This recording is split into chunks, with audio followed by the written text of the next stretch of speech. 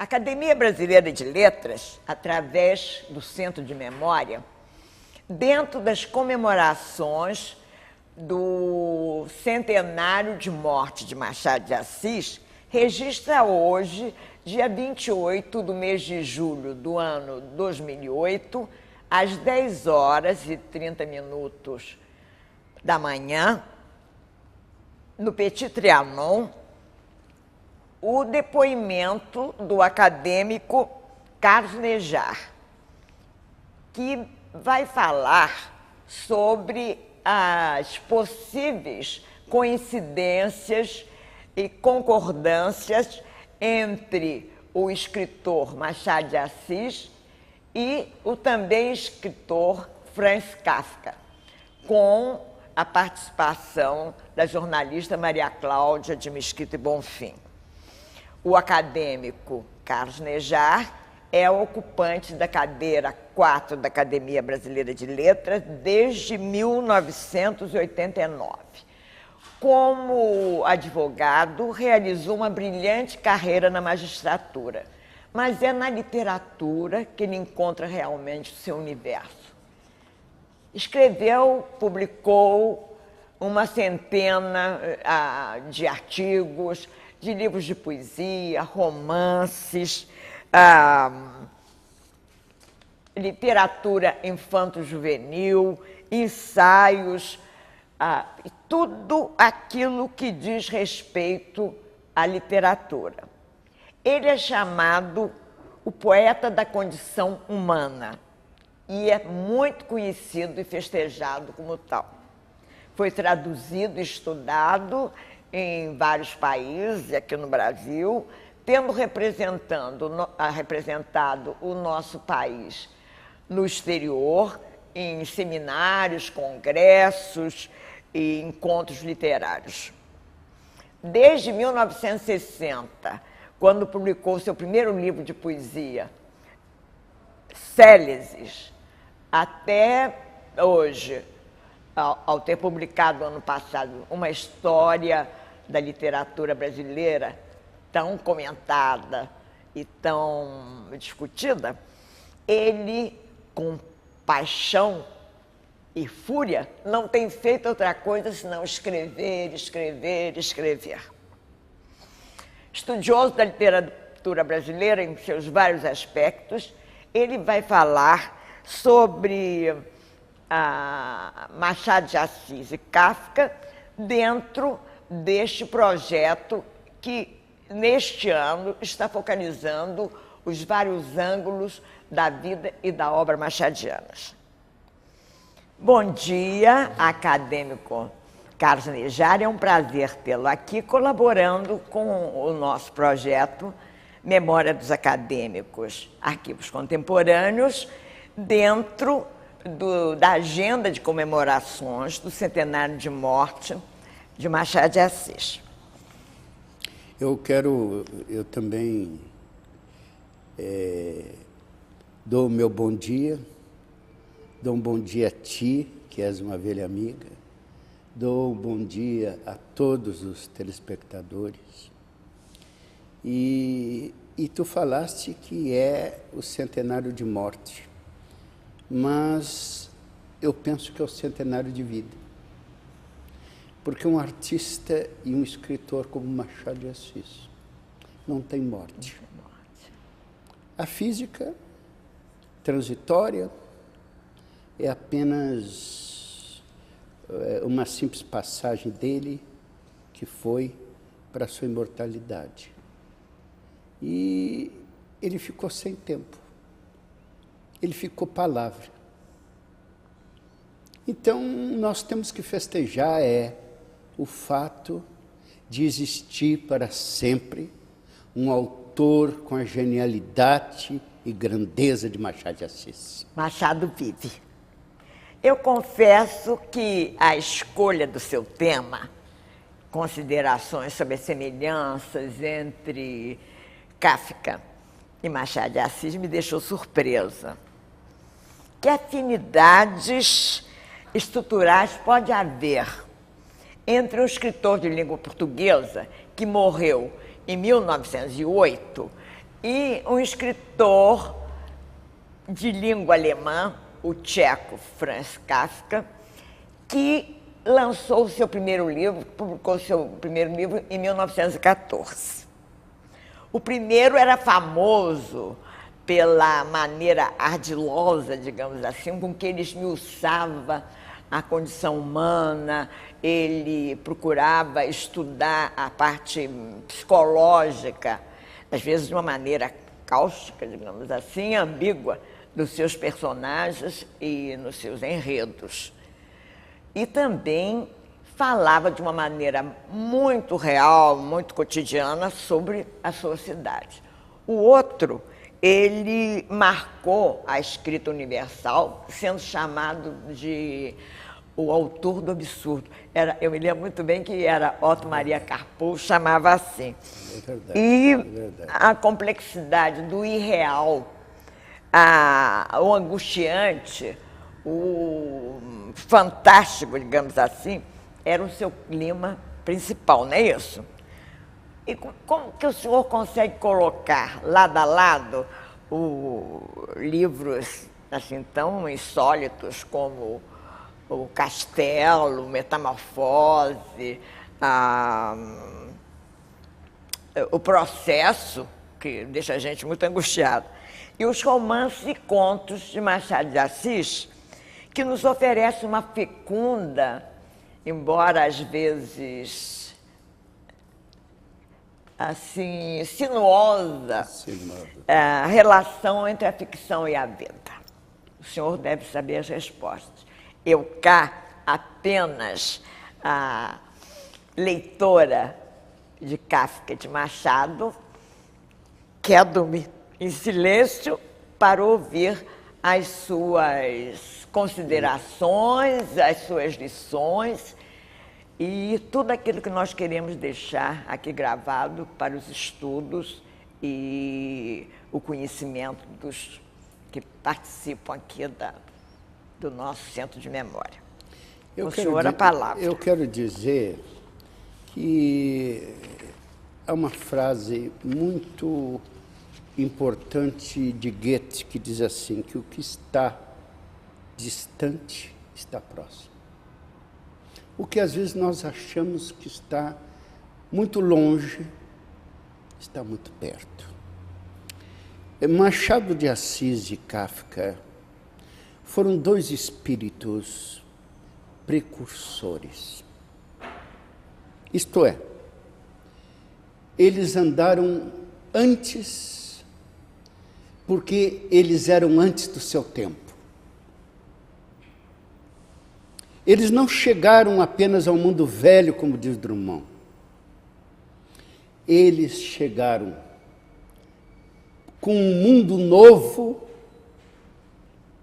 e que é um mundo que nós todos os dias estamos descobrindo. Então, há em comum, por exemplo, entre Kafka e Machado, a ambiguidade. Nós não podemos ler qualquer conto ou romance de Machado sem sentir como os personagens são oblíquos e ambíguos. Como os olhos de Capitu. Como os olhos de ressaca de Capitu, que é uma metáfora maravilhosa, que também diz respeito ao mar, que é o mar das paixões, que é o mar encoberto da alma humana, que está ali, sobre os olhos calmos, mas de ressaca de Capitu. E em Kafka, como em Machado, há toda uma arte de desvios. Não uma arte que vai direto às coisas. Muitos autores nossos contemporâneos, eles vão direto às coisas. Eles pegam as coisas pela perna. Machado não. Machado diz de uma coisa para dizer muitas outras que estão atrás dessa coisa. Kafka fala de um mundo de além e dentro deste mundo outros mundos que estão ocultos atrás do mundo. Então os dois tratam de coisas sempre ocultas, meticulosas, que falam da alma humana. E nos fazem refletir. E nos fazem refletir por quê? Porque eles colocam sempre problemas. Os grandes problemas da existência que acompanham todos os grandes criadores. Então, por exemplo, o processo de Kafka. O processo de Kafka, o personagem não tem nome, é uma letra, K, parênteses. Certos personagens de Borges. E Borges disse que cada autor criava os seus precursores. Os personagens de Borges têm o nome, o homem cinzento, o homem cinza. Não toma designação um ou outro personagem borgiano, ficando na mesma invisibilidade do personagem kafkiano que é o K. Quem é K? K somos todos nós. Então, este K, de repente, ele é preso e descobre que está respondendo a um processo. Tentam fazê-lo confessar um crime que ele não sabe qual é. E, de repente, o soltam. E ele passa o tempo todo em torno de um processo que, aos poucos, só ele vai sabendo o que é. Ninguém mais sabe. Onde uma audiência é constante. E, em um determinado momento, ele é preso e ele é morto, como diz a palavra, como um cão. E Kafka ainda atira esta frase. Nenhuma lógica é inexorável que é capaz de impedir um homem que quer viver. Depois o outro, há um conto longo de Kafka, que é A Colônia Penal, que é uma continuação do processo. Então, ali é uma máquina que marca cada acusado. E os acusados que são marcados, na marca eles descobrem o crime que eles cometeram. Porque, na verdade, a marca, o crime, é o crime original. É a culpa original. No Machado, eu estava observando e há, por exemplo, eu encontrei. Infelizmente, vou ter que usar óculos. Ah, meu filho. Porque o tempo vai vindo sobre os olhos. Embora os olhos comecem a pegar também a percepção do tempo.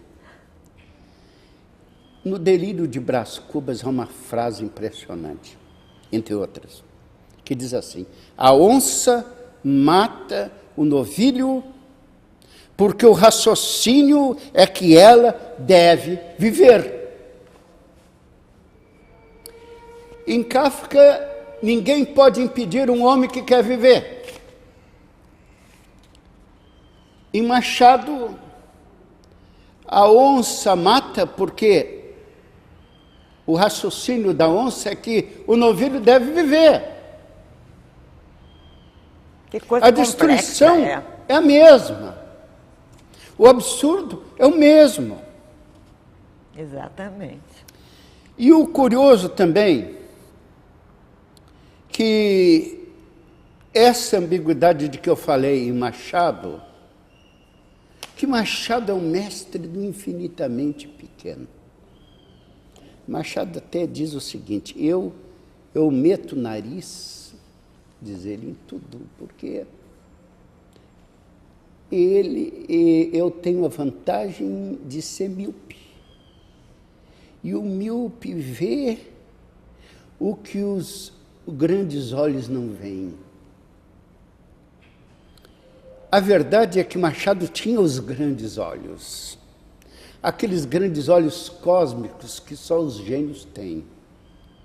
Aquela percepção das coisas que tanto ele como Kafka tinham e continuam tendo, porque eles estão vivos nos textos.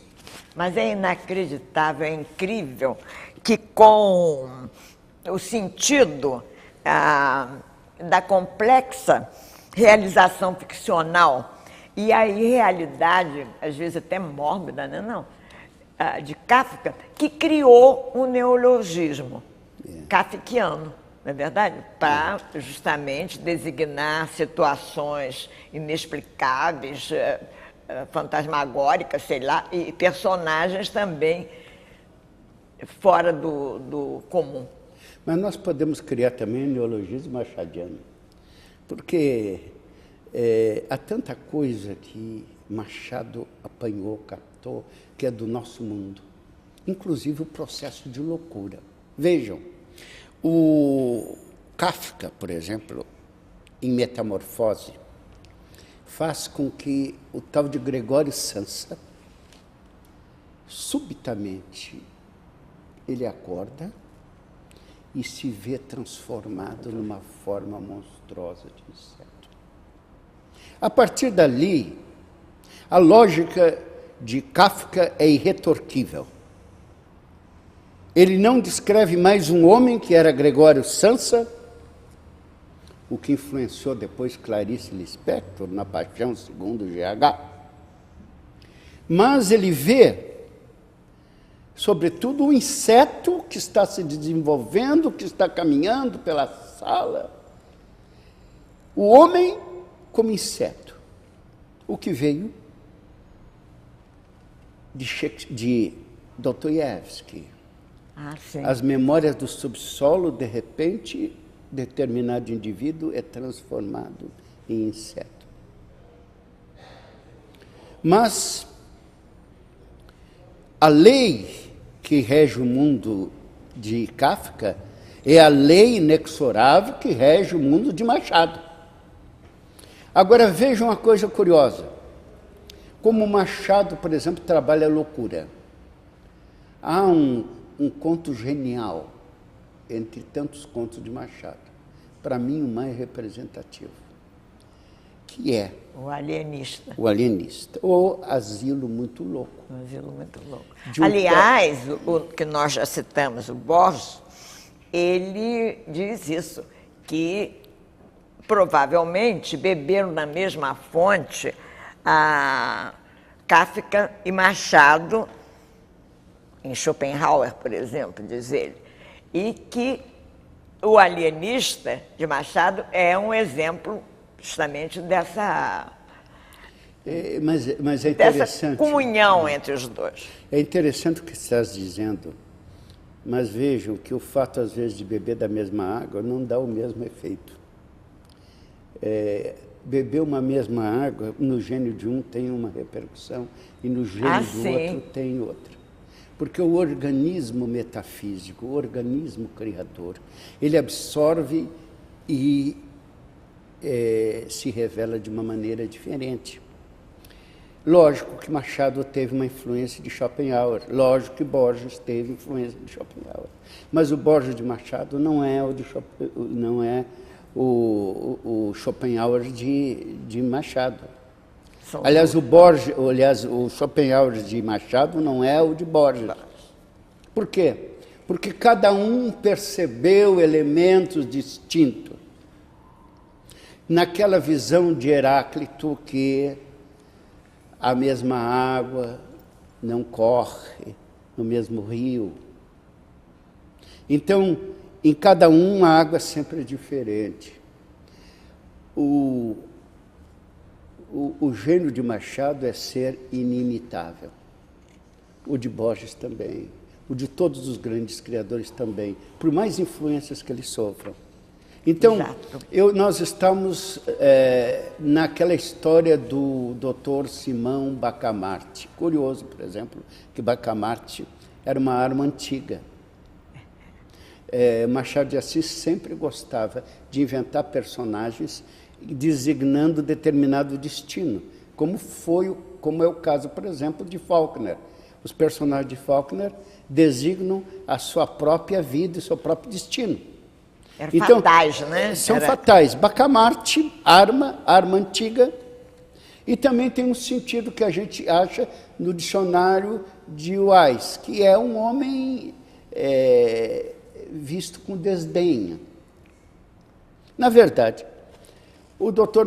Bacamarte, no Asilo Verde, aliás, na Casa Verde, em Itaguaí, vejam o que Machado colocou, lá no interior, Itaguaí, ele, aos poucos... ele não saía aqui do estado do Rio, né? E não saía do Rio. E não precisava sair. Para quê? Porque ele é universal. O universal é aquele que canta bem, dizia Tolstói, a sua aldeia. Então, este médico coloca, na verdade, toda a cidade como louco dentro da tal Casa Verde. E no fim ele percebe que o louco era ele. Então, ele se asila dentro da casa e vai fazer um próprio exame de onde estava a sua loucura. Então, observem um aspecto curioso.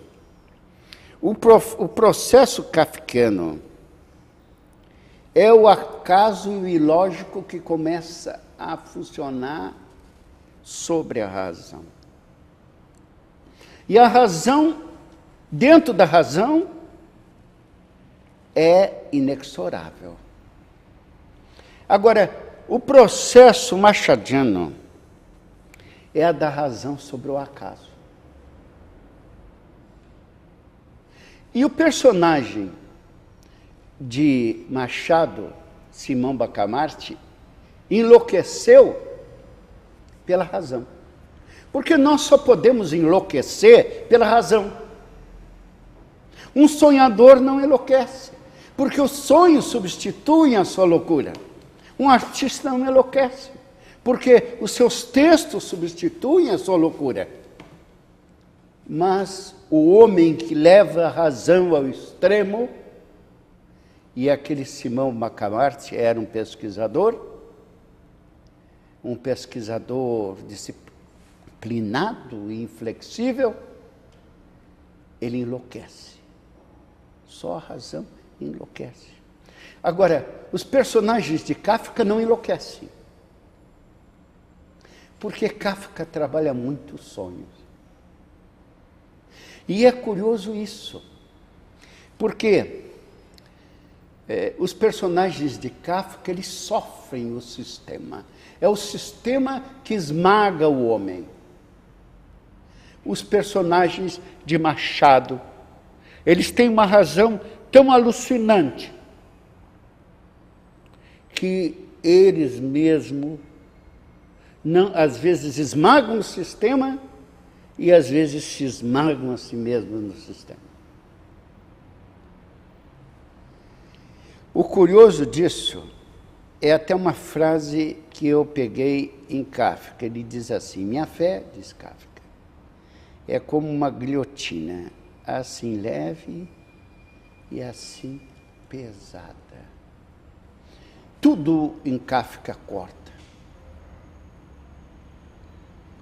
O absurdo de Kafka é porque ele tem certos ressaibos da vida cotidiana no seu texto e, de repente, a vida cotidiana se torna um pesadelo. E Machado não. Machado tem a guilhotina nos olhos. O mundo de Machado é o mundo em que ele desdobra um outro eu, e começa a tomar outras dimensões dentro desse eu. É o eu que narra e é o eu que se esconde. E a gente não sabe mesmo qual é o nosso. Qual é o nosso eu ali? São os dois?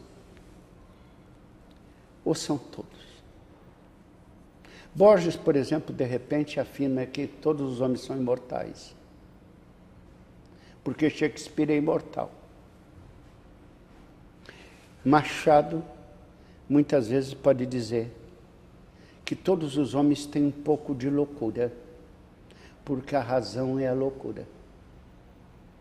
Mas Kafka pode dizer, tudo o que foi por ele criado está posto sobre a guilhotina, isto é, em julgamento. Tudo para Kafka é julgamento. E Machado é niilismo, é pessimismo, é melancolia, é ironia. É ironia. Em Kafka, não. Para Kafka, a ironia é o acontecimento sobre o personagem. É a situação inesperada. E é interessante também um outro aspecto. Um conto de Kafka chamado O Guarda do Mausoléu.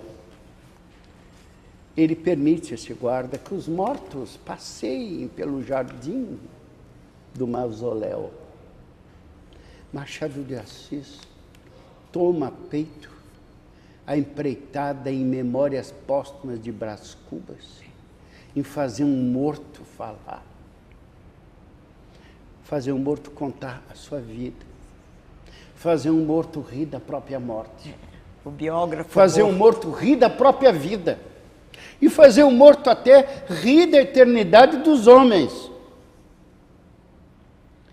Então, nós não sabemos qual é o maior.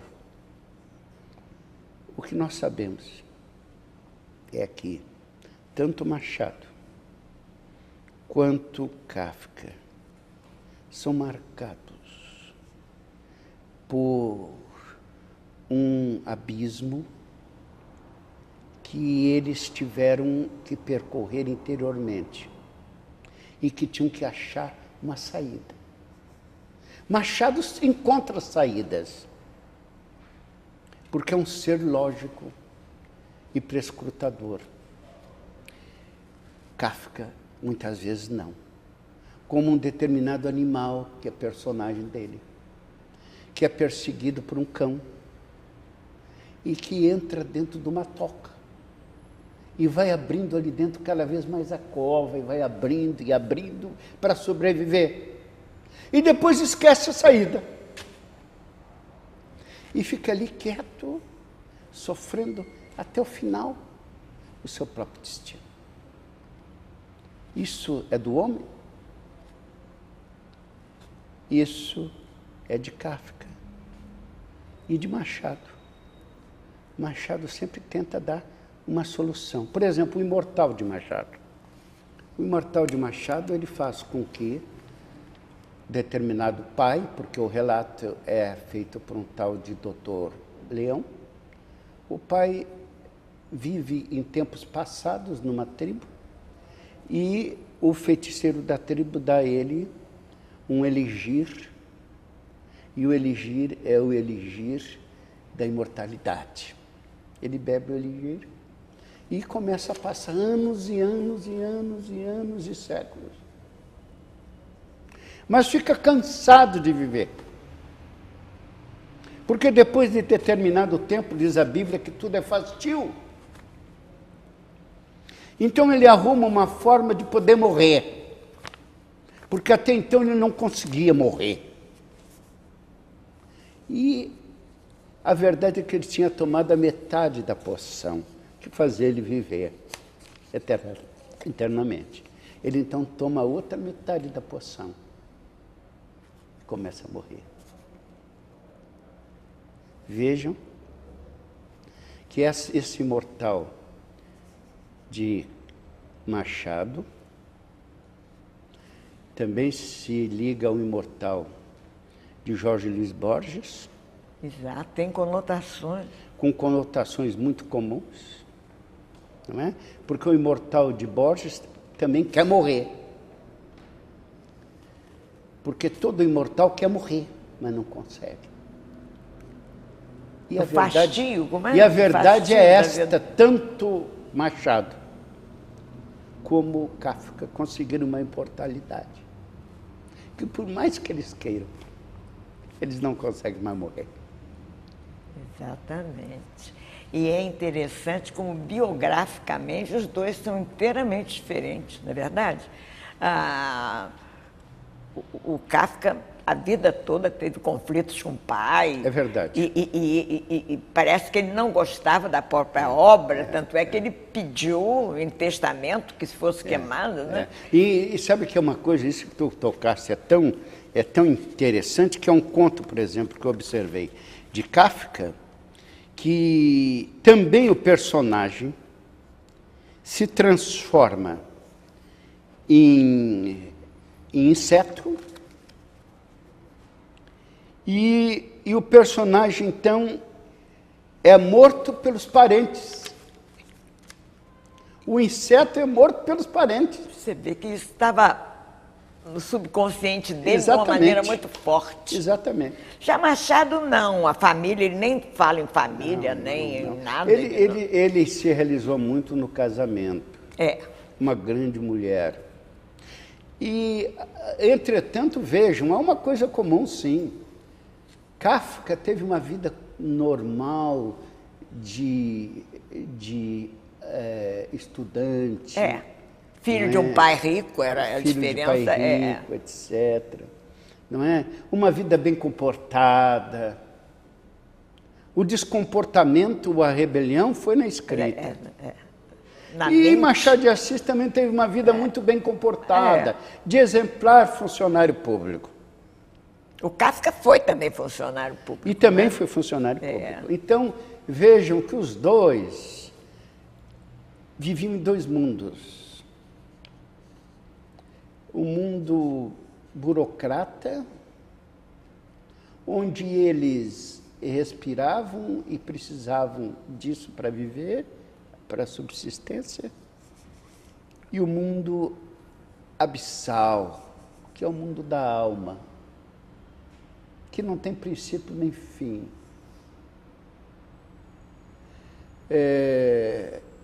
Machado era um tanto descrente.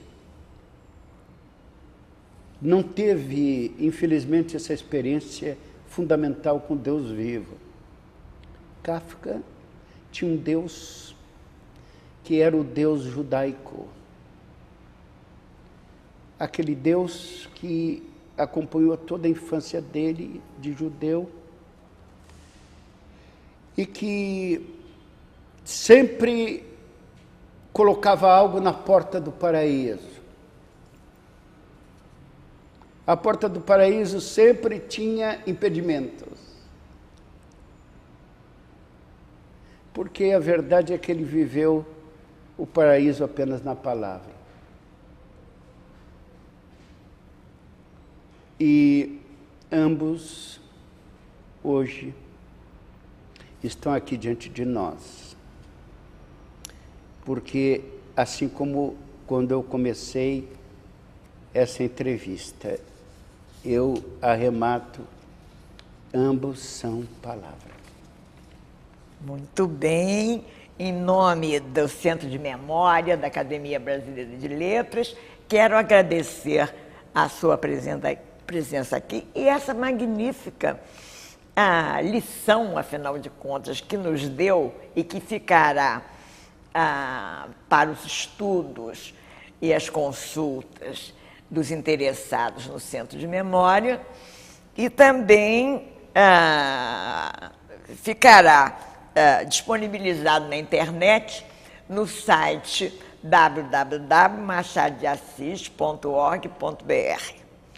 quero terminar remetendo-me ao mistério que realmente envolve esses dois monstros sagrados da literatura e também todos os outros, como nós sabemos, com palavras suas no livro do Peregrino, e que o senhor diz uma coisa que eu achei realmente capital. Aspas. O fogo da criação assemelha-se ao amor de Deus, um fogo que arde sem poder consumir-se. O tempo que nos resta, deixo para suas considerações finais. Um fogo que arde. Tu cataste lá no baú o meu livro do Peregrino, que não deixa de ser um livro aqui desse peregrino também. E eu creio nisso, sim. Há um fogo na criação que não vem do homem, vem de algo maior do que o homem. Às vezes o homem passa toda a vida sem descobrir e acha que aquilo é dele, que ele é proprietário. Mas nós não somos proprietários de nada, nós somos mordomos. Nós somos mordomos de um grande fogo. Um fogo que não termina, um fogo que vai de eternidade em eternidade. Essa é a força da poesia, essa é a força da criação. Por isso que nós hoje podemos ler o Machado de Assis como nosso contemporâneo, um Kafka como nosso contemporâneo. Arde sem conseguir consumir-se, né? Porque eles tinham fogo. E o fogo não se explica, queima.